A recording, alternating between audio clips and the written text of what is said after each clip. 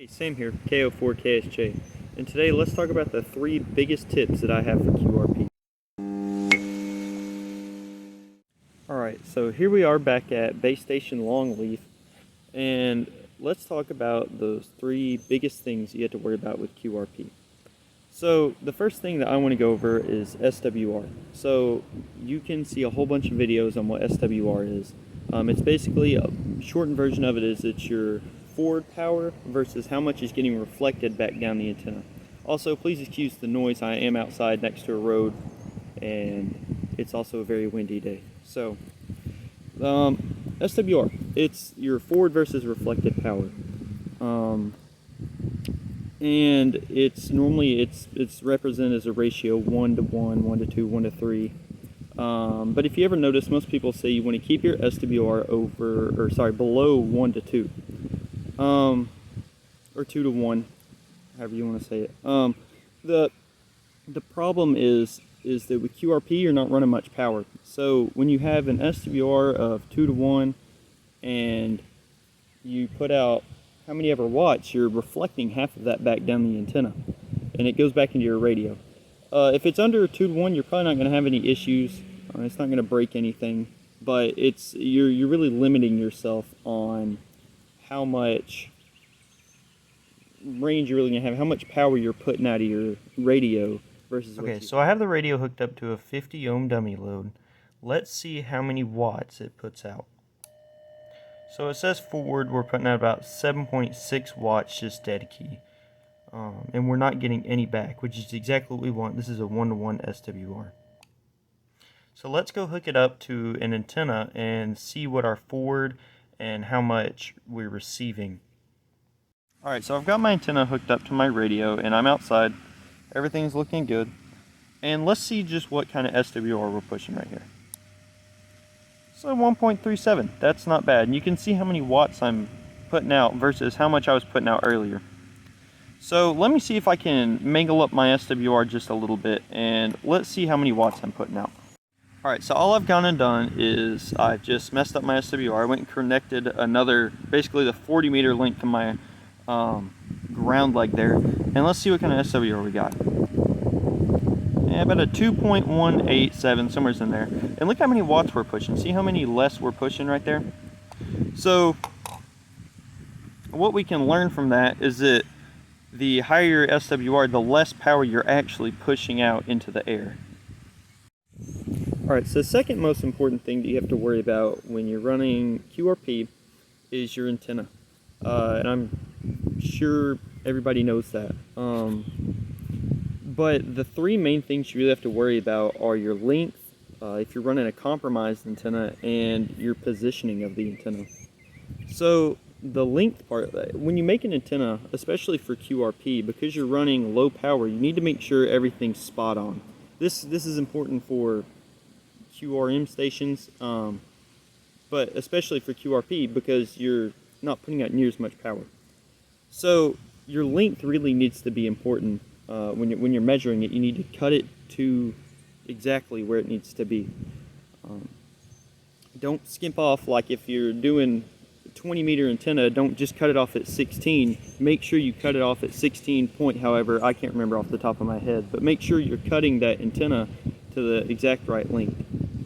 Second thing I want to talk about is if it's compromised or not. So when you use a compromised antenna, you really limit your range, especially when you're running low power. And what I mean by compromised is if you're like loading coils, stuff like that. If you're running a vertical and you have a loading coil on the bottom, yes, you can make contacts with it. Even on QRP, I've made contacts in Italy off of a compromised antenna, portable, just like walking around. But what you're going to run into is that 1, you can't receive as well, and 2, your power, the limited amount of power you're putting out is not going to work quite as well as if you were using a larger antenna. And the third thing I kind of worry about with the antennas is you've got to have a good position. And what I mean by that is horizontal versus vertical. So when I sit here, I run a vertical antenna. I throw it up over this tree right here. You can't see that, but there's a tree right here. It's pretty tall. I can get 40 meters out of it. And I run a ground leg, just one. I just want a linked ground leg out just at 90 degrees to it from the ground. It's probably about 3 inches off the ground, something like that. And I get a really good SWR, but when you do a vertical antenna like that, you have your waves coming off and they're hitting the horizon more than they're hitting just up above you, because there's almost no energy going straight up above you. It's going to the horizon and it's bouncing from there, so you're getting a really long distance stuff. I'm also in Tifton though, so it's really flat here, and there's no hills or mountains until you get around middle Georgia. What I have noticed is that when you get in the mountains, which is where I'm actually from, it's better to run a dipole, I found, with QRP. I don't know this for a fact, but the best guess I have is, since you're already up so high, when you transmit and you have a dipole or an inverted V, what you're basically doing is you're already hitting the horizon as it is, because you're up so high. You don't have to worry about it hitting the ground and something being where it's going to hit it. What it does is it basically goes straight to the horizon. Now when I run a vertical, it's not that I can't make contacts, it's just that I make better contacts when it's horizontal. And it all depends on what you're doing. So if you want to make long distance contacts, make sure you have a vertical antenna going straight up and down, because that's where you're going to get long range DX and stuff from, which is very easily done on QRP.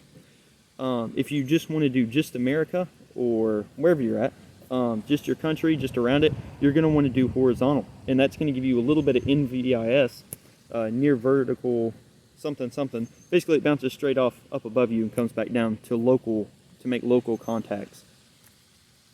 So that's what you have to worry about when you're running QRP, is again, you're not running large amounts of power, so you have to worry about how your antenna is positioned down to the minute detail to make sure that you're getting the full functionality out of your system.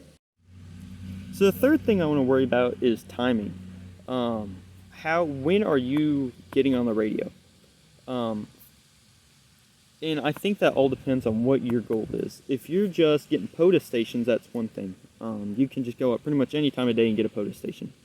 And you don't really have to worry too much about band conditions, I found. Now if the entire band's down, you're going to have to worry about it. But just semi-bad conditions, I've never really had too much of a problem with that. Here in where I'm at, I get really good propagation to the rest of the U.S. I mean, give or take, I can't really talk to people in the same state with a vertical antenna, although I have done it with a dipole, or Florida either. So what you have to worry about with timing is more or less when you're more like swaths of time. So like when I want to make DX, the best time that I found to do it is around 3 or 4 o'clock, and I can hit Europe really well with that. I take that back, probably about 1 to 4 o'clock, I get really good DX into Europe. Italy, Slovenia, the UK, I get a lot of good DX there, but if I just get out here in the morning, I'm not going to do that. It's just not going to happen. And it could be because I'm in a bad spot, but it also has to do with timing. The band conditions haven't opened up. It's just the sunset hasn't come over here yet. It's just not good timing for me when I get up early in the morning to go over there. But again, from 1 to 4 o'clock, Europe's great for me. The same goes for the West Coast. It's kind of hard for me a lot of times in the middle of the day to get the West Coast when I'm 20 meters.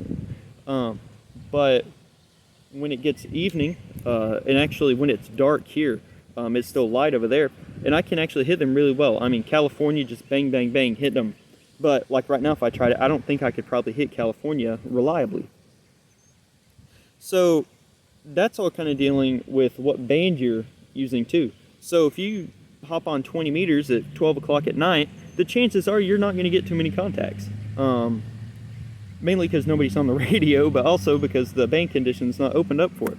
So at night, you really want to switch down to 40 meters. And this kind of relates to all ham radio, not just QRP, but it really does relate to QRP a lot though, because if you're running 100 watts versus 10 watts, you can kind of eke yourself over into the kind of edges. Like, let's say I'm just going to throw out a number here. Let's say at 8 o'clock, I can't really use 20 meters too much anymore. If I had 100 watts, people could probably hear me a lot better when I'm calling CQ and stuff. But when I'm just sitting here on 10 watts, I'm probably not going to be able to get that too much. So I have to switch over to 40 meters, and that really starts opening up around here, around 8 to 9 o'clock, somewhere's in there.